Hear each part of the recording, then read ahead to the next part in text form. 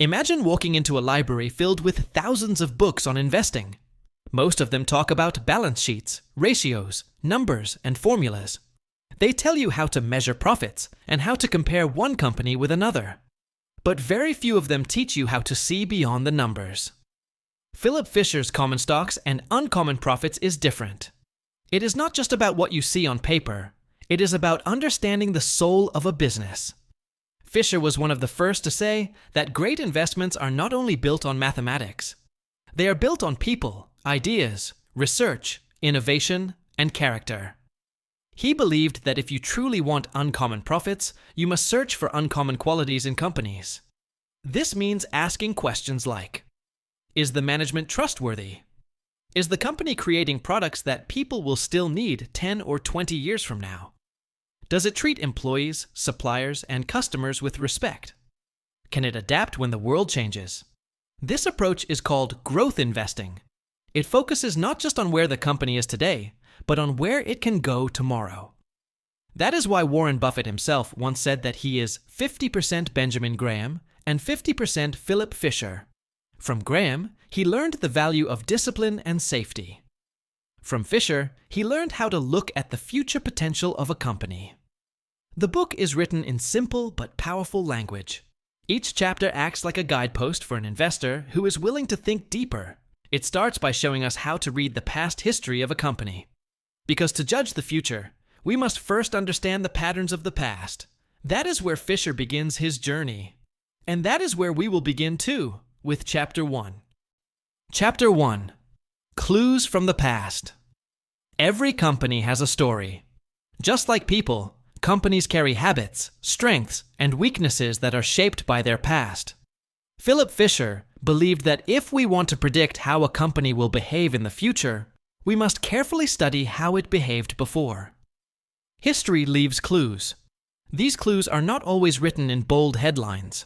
They hide in the way management handled problems, the way employees reacted to changes, and the way the company adapted to competition.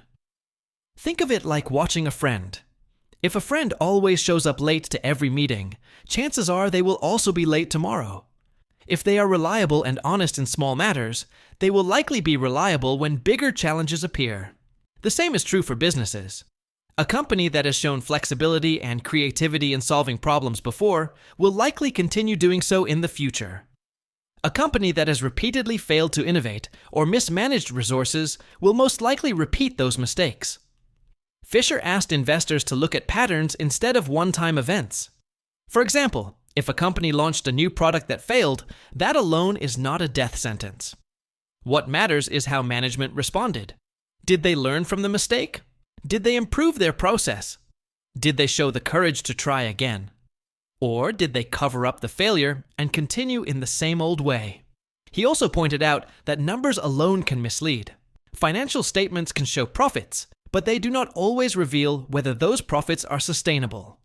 Only by examining the company's past decisions can you know if it has the strength to survive future challenges. Imagine two companies making the same profit today. Company A grew because it kept finding new opportunities. Company B grew by taking reckless risks. Without studying their histories, both look the same. But only one has a real chance to create wealth in the long run. Another clue from the past is how the company treated its people. If workers were respected and motivated, the company likely built a culture of loyalty.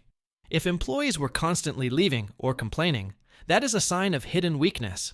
This is not always visible in the numbers, but becomes clear when you look at history. Fisher also advised studying how management behaved in times of crisis. Anyone can look strong in good times. The real test comes when markets crash, when products fail, or when new competitors arrive. Did the leaders panic, or did they act with wisdom and calm? Did they use the crisis to strengthen the company, or did they make desperate short-term choices that harmed the future? Such moments reveal the true character of leadership. The past also gives clues about honesty. If management was open about mistakes before, they are more likely to be trusted now. But if they often hid facts or gave excuses, then investors should be cautious. A company may have wonderful numbers, but without honesty and leadership, those numbers can quickly vanish. In short, Chapter 1 teaches us that the past is a mirror. It does not tell us everything, but it shows us enough to make a wise judgment. By studying history, we learn which companies are worth trusting with our money and which ones are not. This lesson naturally leads us to the next idea in Fisher's book. Numbers and history alone are not enough. To truly understand a company, we must also listen to the voices of people around it. The suppliers, the customers, the competitors, even the employees. Fisher called this the method of scuttlebutt, and in the next chapter, he explains why this method is one of the most powerful tools an investor can use. Chapter 2. What Scuttlebutt Can Do. Imagine trying to understand a city by only looking at a map. The map shows streets and distances, but it cannot tell you how the city feels. It does not reveal which restaurants are full of happy customers or which streets are unsafe at night. To truly know the city, you must walk its roads, talk to the locals, and listen to their stories. Philip Fisher believed that investing works the same way. Annual reports and balance sheets are like maps. They are useful, but they cannot show the living reality of a company. To discover that reality, you need what Fisher called scuttlebutt. Scuttlebutt means gathering information from people who have real contact with the company. This includes suppliers who provide raw materials, customers who buy the products, competitors who watch every move, and even employees who see the company's culture from the inside. Each of these people holds a piece of the puzzle. When an investor takes time to collect these pieces, a clear picture of the company begins to form. For example, suppose you are considering investing in a company that manufactures machinery. The financial report may show strong profits, but what if suppliers quietly complain that the company delays payments? Or what if customers whisper that the machines often break down? Or perhaps competitors admit, with frustration, that the company's technology is far ahead of everyone else. These voices tell you truths that numbers alone cannot. Fisher explained that scuttlebutt works best when it is broad and balanced. You cannot rely on just one person's opinion. A supplier may be angry because of one late payment, while the majority are satisfied. That is why the investor must collect many small pieces of information and compare them. When stories from different sources begin to match, the truth becomes visible. This method requires patience and courage. It is much easier to sit at a desk and read reports. But the serious investor, the one who seeks uncommon profits, must step into the real world. He must ask questions, listen carefully, and connect dots that others ignore. Scuttlebutt is not gossip. It is disciplined research, guided by curiosity and respect for facts. There is another benefit to this method. When you talk to people connected with a company, you also begin to sense its culture. Is it a company that inspires pride in its employees? Do customers speak with loyalty and excitement? Do competitors secretly admire it, even as they fight it? Culture cannot be measured in numbers, yet it often decides whether a company will keep growing or slowly decline. Fisher believed that scuttlebutt is the closest thing an investor has to a crystal ball. It does not predict the future perfectly, but it shows whether the foundation of the company is strong. When combined with historical study, scuttlebutt gives the investor confidence to act boldly. This chapter naturally opens the door to the next question. Once you have history and scuttlebutt, how do you actually decide which company to buy? What qualities separate an average stock from an extraordinary one? Fisher answered this with his famous list of 15 points, a checklist that every serious investor should know. And that is what we will explore in the next chapter. Chapter 3. What to buy. The 15 points to look for in a common stock. If you were choosing a life partner, you would not decide only by looks or one single conversation. You would consider their values, their character, their future goals, and how they behave under stress. Philip Fisher believed that investing in a company is very similar. To find uncommon profits, you must choose companies with uncommon qualities. To help investors, Fisher created a list of 15 points. These are not quick tricks, but a deep checklist for judging the true quality of a business. Point 1. Does the company have products or services with real growth potential? A good business today is not enough. It must have a future.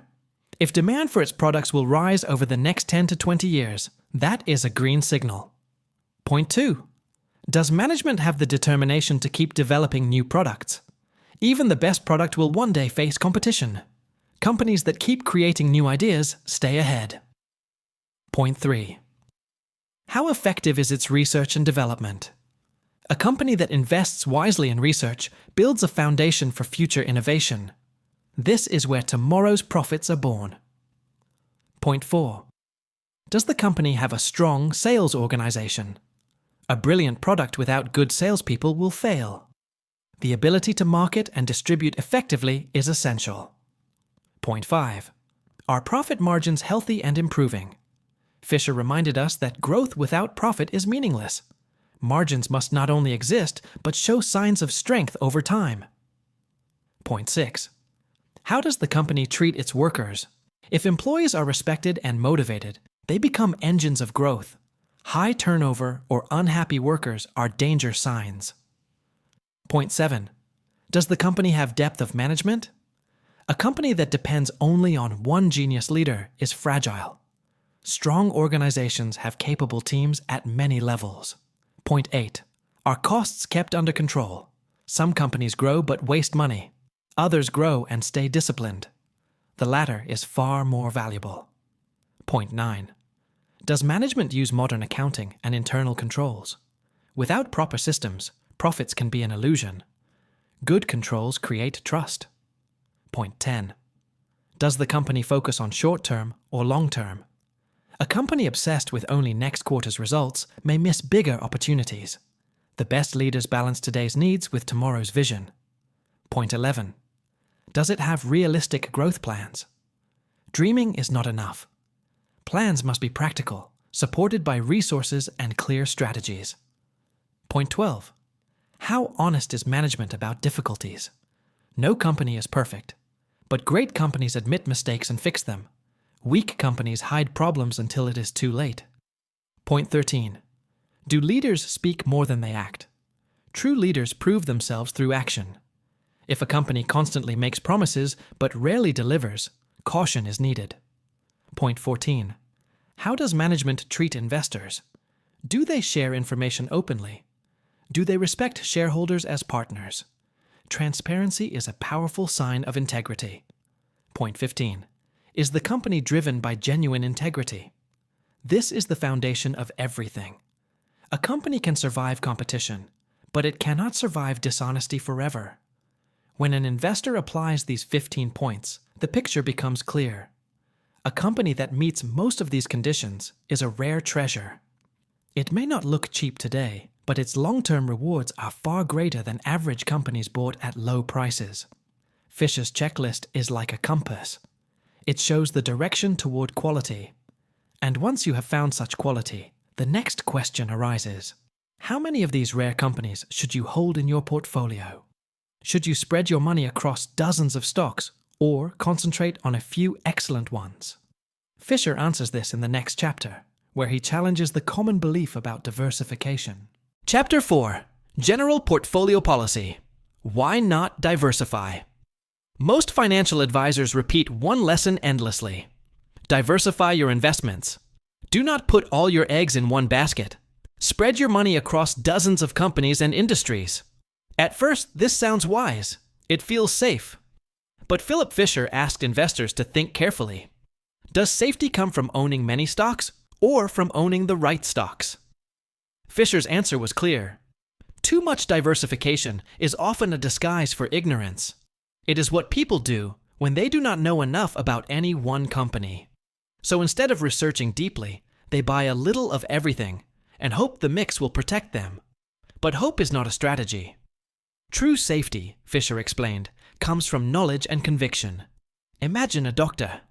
Would you trust a doctor who says, "I do not know what disease you have, so I will give you 20 medicines and hope one works"? Of course not. You want a doctor who studies carefully, diagnoses accurately, and gives you the right treatment.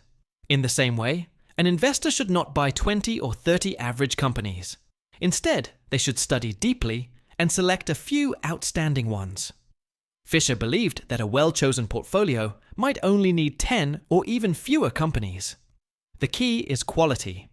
If you hold a handful of truly great businesses that continue to grow, you already have enough diversification. Because each of these businesses itself is spread across different products, markets, and customers. Great companies often diversify within themselves by expanding into new areas. Of course, Fisher did not argue for putting everything into one single stock. That would be reckless. But he believed that owning too many stocks weakens your focus. You cannot possibly understand 30 or 40 businesses in detail. Your attention becomes shallow. And when your attention is shallow, mistakes multiply. He also pointed out that professional fund managers often over-diversify to protect their careers.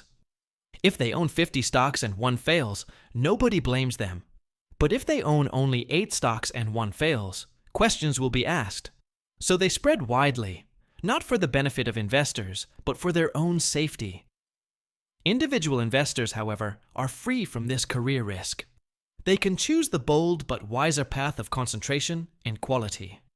Diversification, Fisher said, should be like seasoning in food. Too little, and the dish feels empty. Too much, and the true flavor is lost. A balance is needed, but the balance is tilted toward focus, not scattering. Once an investor understands this, another challenge arises. If we are going to concentrate our money in only a few companies, we must be very careful about which ones we choose. And the world is changing. The industries of the future may not be the industries of the past. How do we identify these new dimensions of investing? That is the next step in Fisher's journey. And in the following chapter, he shows how investors should look beyond the present and prepare for the future. Chapter 5. The New Dimensions of Investing. The world of business never stands still. What looked like a safe industry yesterday may become outdated tomorrow. Philip Fisher urged investors to see beyond the present and look toward the future. This is what he called the new dimensions of investing. In earlier times, investors often looked backward. They asked, which companies made profits last year? Which industries have been stable for decades? But Fisher warned that this backward-looking approach was dangerous in a rapidly changing world. Technology, science, and human needs were evolving at great speed. Investors who refused to adjust would be left behind.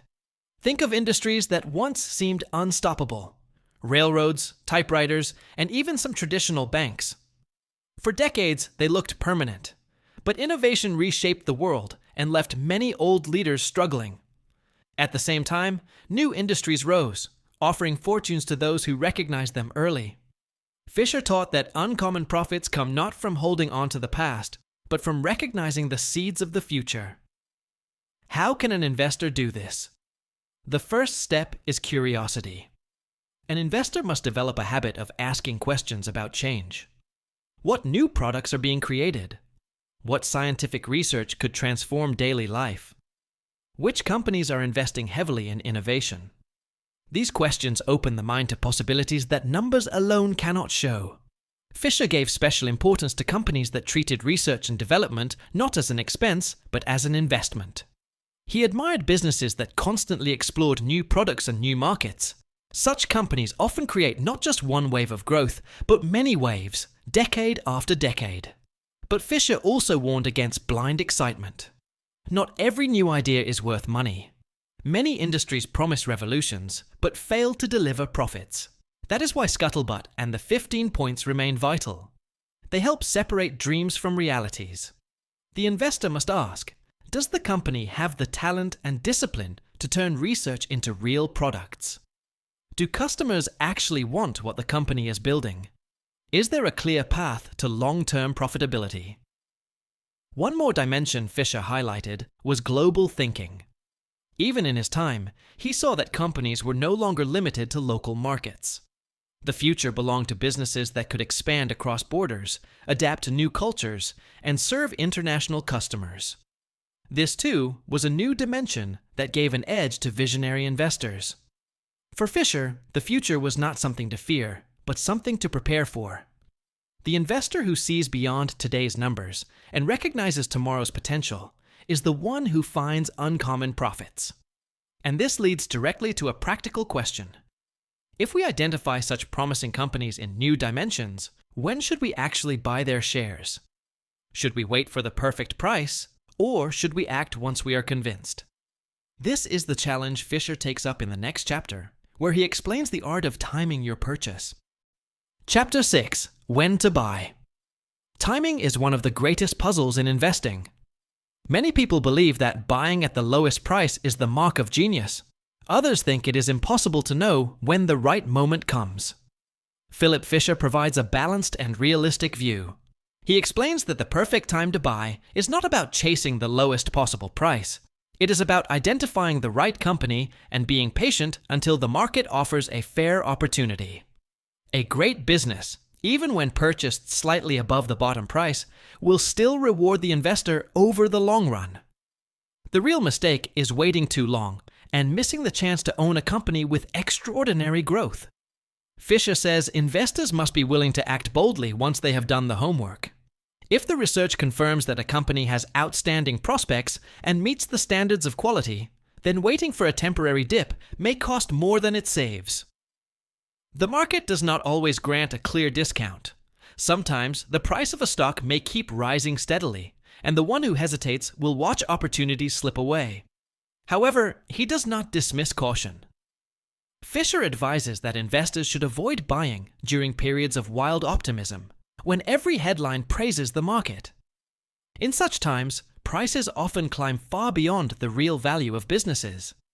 Entering at these peaks can lead to disappointment when reality brings prices back to earth. Instead, he encourages looking for windows when the general mood is uncertain or negative. Periods of fear often open doors to hidden bargains. Fisher highlights that investors must learn to separate noise from reality. News, rumors, and emotional waves constantly push prices up and down. But the underlying business changes at a slower and steadier pace. The wise investor watches the company more than the ticker tape. The right moment to buy comes when the business is strong, the future is promising, and the price is not exaggerated by temporary excitement. Another important point Fisher stresses is gradual accumulation. Instead of buying all shares at once, it can be better to enter in steps. This way, if the market dips, the investor gains a lower average price. If the market rises, at least a portion of the shares are already secured. Patience and planning create balance between caution and decisiveness. He also points out that timing must never replace deep research. A company that does not meet the 15 points or shows weaknesses in management, research, or growth potential will never become a good investment, no matter when it is purchased. Buying the wrong company cheaply is worse than buying the right company fairly. To conclude, Fisher reminds us that the stock market always tempts us with quick moves. But true success comes from aligning the purchase with the quality of the company, not the mood of the crowd. The correct timing is the moment when your knowledge and conviction tell you the company is worth owning for years ahead. That is when an investor must act. This idea flows naturally into the next question. Once an investor has bought, the real challenge begins. Holding a stock is not the end of the journey. At some point, the decision to sell will come. But when is that point? And how can one manage taxes, emotions, and long-term goals at the same time? Fisher takes us into this crucial discussion in the next chapter. Chapter 7: When to Sell and Still Keep the Taxman at Bay. Buying a stock is only half of the journey. The other half, often even harder, is deciding when to sell. Many investors fall into traps at this stage. Some sell too soon out of fear. Others hold too long out of greed. Philip Fisher offers clear guidance to bring discipline and wisdom to this delicate decision. He begins with the first principle. If the reason for buying the stock is still true, then do not sell. If a company continues to show strength in leadership, growth, innovation, and meets the standards of quality, then time is on the investor's side. The longer the holding period, the more compounding multiplies the wealth. Patience becomes the secret weapon. Fisher warns against the temptation of quick profits. Many investors feel excited when a stock rises sharply and they rush to sell for a short gain. But by doing so, they may sacrifice the enormous growth that happens over years. He points out that selling a truly great company too soon is one of the costliest mistakes an investor can make. There are, however, clear conditions when selling is necessary. The first is when the original judgment was wrong. If research later reveals flaws in management, weak prospects, or dishonest practices, the investor must act quickly. Holding a mistake out of pride or hope only increases the damage. The second condition is when the company's fundamentals have changed. For example, a business that once led in innovation may stop investing in research. Or a strong brand may lose its edge in the market. If the qualities that made it a great company fade, then selling becomes the wise choice. The third condition is when another opportunity of higher quality appears, but resources are limited. Fisher advises not to diversify endlessly. If holding a weaker stock prevents owning a stronger one, then it is reasonable to sell and upgrade. He also brings attention to taxes. In many countries, selling a stock means paying a tax on the profit. Frequent trading can turn into a costly leak, reducing overall returns. Fisher suggests that investors think in decades, not days. By holding great companies for long periods, investors not only enjoy compounding, but also keep tax payments minimal. Delaying tax payments is like giving your money more years to grow before the government takes its share. Fisher strongly opposes selling just because the market looks uncertain. Fear of recessions, elections, or wars often drives people to cash out. But history shows that markets recover, and strong companies adapt. Investors who panic miss the rebound and weaken their long-term results. He emphasizes that selling should be guided by facts, not emotions. Greed, fear, rumors, and impatience are dangerous advisors. Rational thinking and honest self-evaluation are the tools to make the right choice. Finally, Fisher reminds us that the best returns often come not from trading in and out, but from staying with outstanding companies for as long as they remain outstanding. Selling is rare, and when it happens, it must be done for solid reasons. This brings us to another hot topic in investing. If holding is so important, what role do dividends play? Should investors focus on cash payouts, or should they rely on growth within the company? Fisher addresses the debate in the next chapter, cutting through the noise surrounding dividends and showing how to think about them wisely. Chapter 8. The Hullabaloo About Dividends. Few topics in investing spark as much debate as dividends. Some investors swear by them, believing steady cash payouts are the only true sign of a healthy company. Others dismiss them, preferring growth and reinvestment. Philip Fisher approaches this argument with careful thought and clears the confusion for long-term investors. He begins by explaining why dividends are attractive. They provide immediate income. They feel certain and concrete. For many, especially retirees, a regular cash flow from stocks offers security. It seems safer than waiting for capital gains that may or may not appear. This emotional comfort is a powerful reason behind the love for dividends. But Fisher urges investors to look deeper. A company that pays out high dividends may be limiting its own future. Every dollar given to shareholders is a dollar not used for research, expansion, or innovation. If the business has strong opportunities for growth, reinvesting profits can multiply value far more than distributing them. In such cases, investors gain greater wealth by allowing the company to compound earnings internally. He points out that many of the greatest growth companies in history started by paying little or no dividends. Instead, they used their profits to build new products, enter new markets, and strengthen their competitive position. Patient shareholders who stayed with them saw their stock value rise many times over.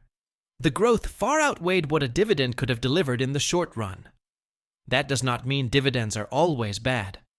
Fisher accepts that once a company matures and no longer has enough opportunities to reinvest at high returns, paying dividends makes sense.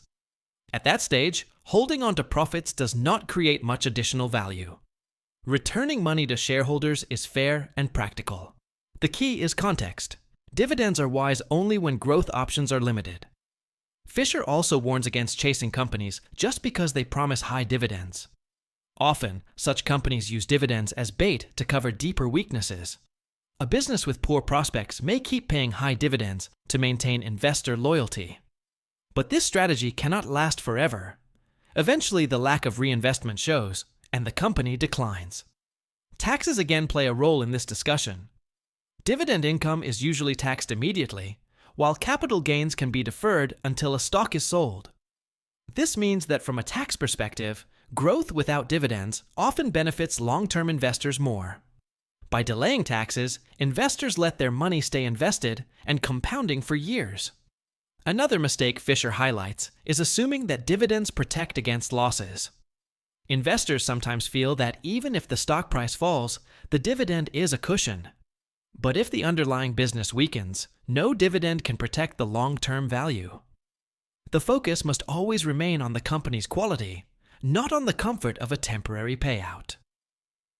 Fisher concludes that dividends should not be the main factor in selecting a stock. The real wealth is created through owning outstanding companies that can grow for decades. Dividends may come eventually, but they are a secondary consideration. The wise investor asks first whether the company can reinvest profitably. If the answer is yes, then dividends can wait. With dividends clarified, Fisher turns to another important subject. Just as there are things investors should do, there are also things they must avoid at all costs. To protect themselves from costly errors, Fisher lays out a list of clear warnings in the next chapter. Chapter 9. 5 Don'ts for Investors. So far, Philip Fisher has shown us what investors should do, but wisdom also lies in knowing what not to do.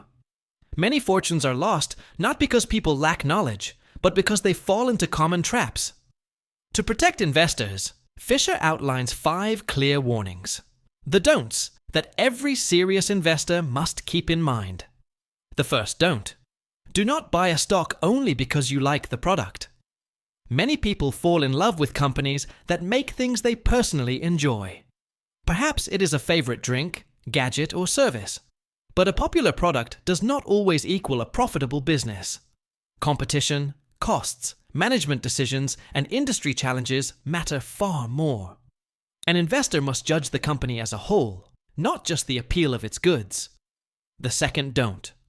Do not ignore the future for the sake of the past. A company may have been successful for decades, but past glory does not guarantee future strength. Industries change. New technology, shifting consumer habits, and global forces can disrupt even the strongest business.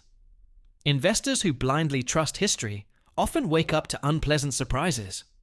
The wise approach is to ask how well the company is preparing for tomorrow. The third don't.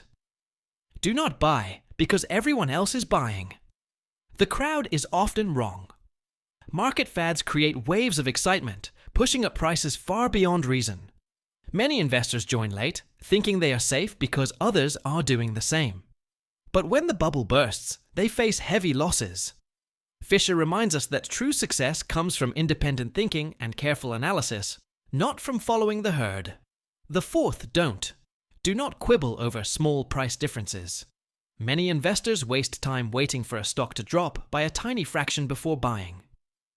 In the long run, these small changes mean little compared to the wealth created by owning a great company. Missing out on years of growth for the sake of a small discount is a costly mistake. The focus should be on quality, not on squeezing the last cent out of timing. The fifth don't. Do not overstretch by diversifying too much. Some investors scatter their money across dozens of stocks, believing this will make them safe.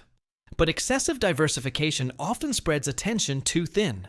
Instead of truly understanding a few companies deeply, investors end up knowing little about many.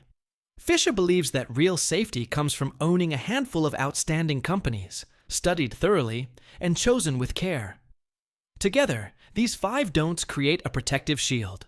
They keep investors from wasting energy on shallow judgments, emotional impulses, or herd behavior. By avoiding these traps, one keeps the path clear for disciplined, intelligent investing.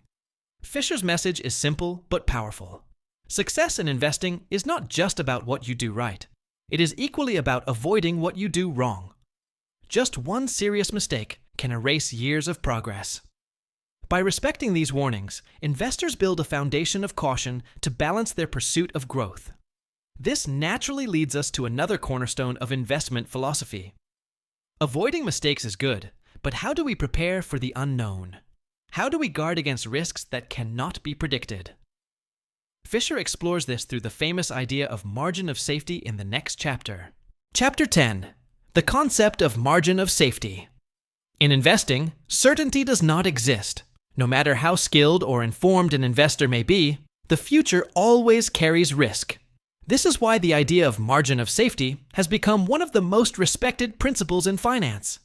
While Benjamin Graham is often credited with shaping this concept, Philip Fisher interprets it through his own lens, adapting it to his growth-oriented philosophy. The margin of safety is like a cushion. It protects investors from the unknown. Even the best research cannot predict sudden changes such as economic recessions, new competitors, or shifts in consumer behavior. By demanding a margin of safety, the investor ensures that mistakes or surprises will not destroy the investment. Fisher explains that for those who focus on undervalued stocks, margin of safety usually means buying at a price far below the company's actual worth. This way, if the analysis is slightly wrong, the investor still has protection. But Fisher adds a new dimension. For growth investors, margin of safety is not just about cheap prices. It is about the quality of the business itself. A company with strong leadership, continuous innovation, loyal customers, and resilience in changing markets provides a margin of safety through its excellence. Such companies can survive storms better than weaker ones. Even if purchased at a fair price rather than a bargain, their strength provides long-term protection. In other words, safety comes not only from numbers, but from character. Fisher also points out that the biggest danger in investing is permanent loss, not temporary price swings. Stock prices may fall in the short term, but if the business remains solid, they eventually recover. The true margin of safety is the confidence that the company will endure and grow through time.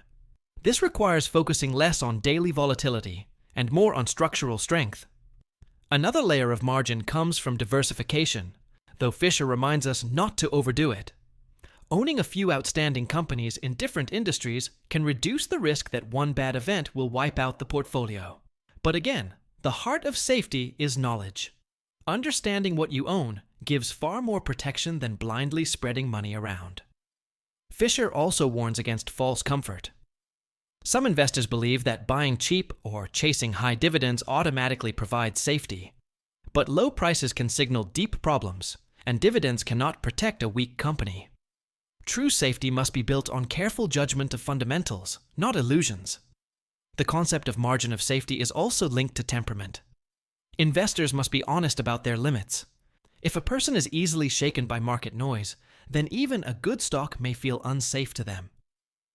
Emotional discipline, patience, and the ability to think long-term form part of this invisible margin. Fisher's conclusion is clear. Safety does not come from hiding from risk, but from preparing for it. By focusing on strong companies, studied carefully and chosen wisely, investors build a natural cushion. The margin of safety is not a wall that blocks risk completely.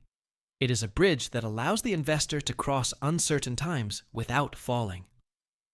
This discussion sets the stage for the next theme. If margin of safety protects us, then how can a conservative investor, someone who seeks peace of mind above all, sleep well at night? Fisher answers this question in the following chapter. Chapter 11. Conservative investors sleep well. Every investor dreams not only of building wealth, but also of peace of mind. What is the use of riches if nights are sleepless, filled with fear about tomorrow's market swings? Philip Fisher addresses this timeless concern by showing how a conservative investor can achieve both safety and growth. At first glance, the phrase conservative investor may sound like someone who avoids risk entirely. But Fisher clarifies that true conservatism is not about hiding from opportunities. It is about taking calculated risks in a way that ensures stability over the long run. A conservative investor is not timid but thoughtful. Fisher explains that the safest path is not buying government bonds or piling money in savings accounts. While these feel secure, they often fail to keep pace with inflation. Over time, the so-called safety of fixed income can quietly erode purchasing power. The real conservative approach is to own outstanding companies that grow steadily and protect wealth from the silent tax of inflation. He emphasizes that conservative investing does not mean chasing the lowest risk on paper. It means choosing businesses with durable strengths. These include excellent management, a culture of innovation, financial discipline, and products that people will need far into the future. Such companies may experience short-term fluctuations, but their long-term trajectory is upward. For the patient investor, they bring both comfort and returns. Fisher also points out that true peace of mind comes from knowledge. When an investor understands exactly why a company is strong, sleepless nights vanish. Fear is often the child of ignorance. By doing deep research and knowing the facts, the investor replaces worry with confidence. Another lesson Fisher shares is the importance of avoiding speculation. Quick profits may look tempting, but they invite restless anxiety.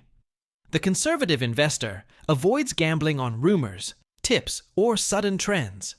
Instead, they build a portfolio slowly and carefully, based on evidence rather than excitement. Taxes also play a role in sleeping well. Frequent trading not only creates stress, but also adds unnecessary tax burdens. A conservative investor benefits by holding quality stocks for long stretches, letting compounding do the work quietly in the background. Fisher reminds readers that being conservative does not mean avoiding growth. In fact, he argues the opposite. True safety comes from companies that grow, adapt, and stay relevant. A stagnant business may feel safe in the present, but in the long term, it risks decline.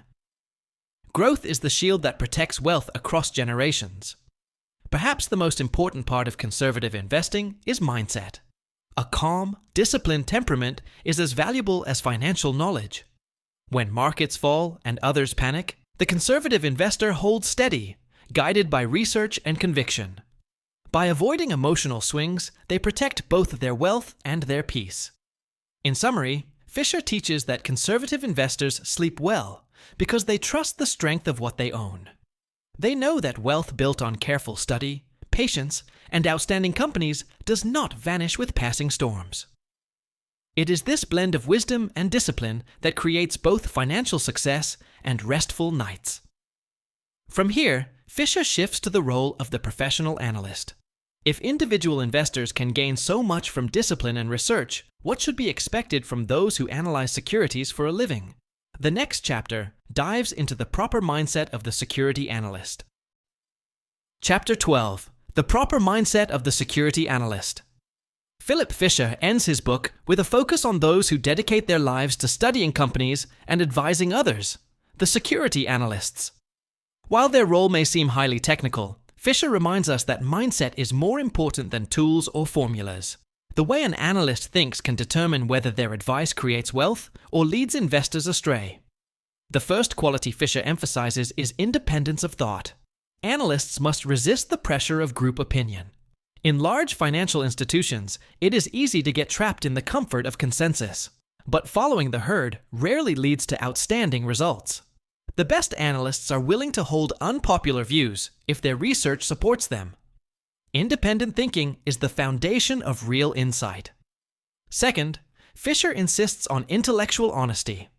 An analyst must be willing to admit when an earlier judgment was wrong. Pride and stubbornness are dangerous enemies in finance. Markets constantly change, and clinging to old conclusions can be costly. True professionalism means updating opinions when new facts demand it. Third, the analyst must balance detail with vision. Some analysts bury themselves in endless numbers and reports, losing sight of the big picture. Others stay too vague, relying on broad trends without depth.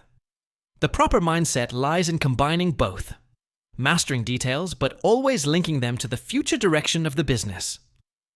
Fisher also highlights the danger of overconfidence. Analysts often feel pressured to provide precise forecasts, as if they can predict every twist of the market. But in reality, certainty is an illusion. A wise analyst avoids the trap of pretending to know everything. Instead, they focus on what truly matters: the strengths of management, the capacity for innovation, the resilience of the company, and the long-term opportunities. Another part of the right mindset is humility toward the unknown. Fisher reminds us that no system or method can remove uncertainty. Economic cycles, global politics, or new inventions can reshape industries overnight. Analysts who respect uncertainty prepare better, while those who ignore it set themselves up for failure.